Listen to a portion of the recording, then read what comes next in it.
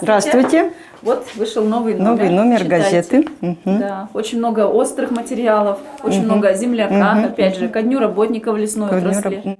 В очередном выпуске «Родной газеты» Валентину Суховеенко ждут не только статьи о жизни района. В рубрике «Внимание! Конкурс. Новая викторина». Это наша любимая районная газета. Мы много лет ее выписываем. И раньше выписывали. Сейчас исполнилось газете нашей 85 лет. Юбилей был. Очень много всяких конкурсов они проводят. Молодцы. Участвуют в конкурсах и знакомые мои, дети, внуки наши участвуют в конкурсах и выигрывают. Сколько телеканалов в одном мультиплексе? Что нужно для приема цифрового телевидения? На эти и другие вопросы читатели районок смогут ответить, купив ближайший выпуск газеты. Конкурс проводят сразу 15 изданий совместно с региональным филиалом российской телерадиовещательной сети. Призы представитель компании уже передают в руки главных редакторов. От лица РТРС хочется выразить признательность районным газетам за сотрудничество. И сегодня мы передаем первый приз в газету «Наша жизнь» Сыктывдинского района. И пусть победит сильнейший.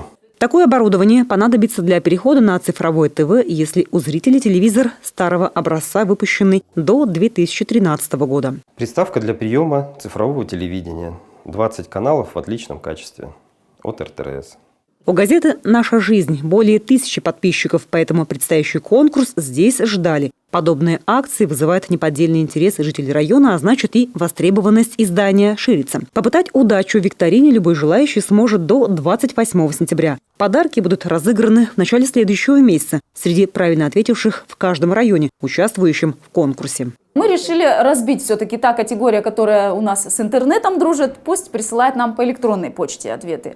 Те, кому близка обычная почта, пусть присылает в письменном виде. Мы принимаем и такое. То есть буквально вырезает табличку и отмечает галочками правильные ответы. Такое приемлемо.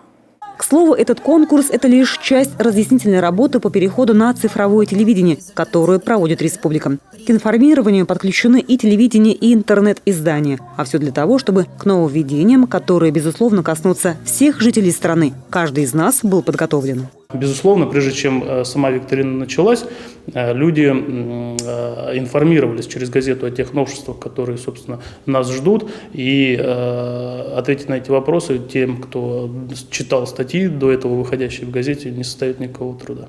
Уже в следующем году телевидение в России перейдет в цифровой формат. Для этого в Коме построено 85 передающих станций. 2 мультиплекса, а это 20 каналов, смогут абсолютно бесплатно смотреть 98% жителей республики. В январе 2019 года аналоговое телевещание, в свою очередь, уйдет в прошлое и будет отключено. А потому уже сейчас нам стоит задуматься о способе приема цифрового телесигнала. Татьяна Супряткина, Ольга Коняева, Вячеслав Беспалов, телеканал Юрган.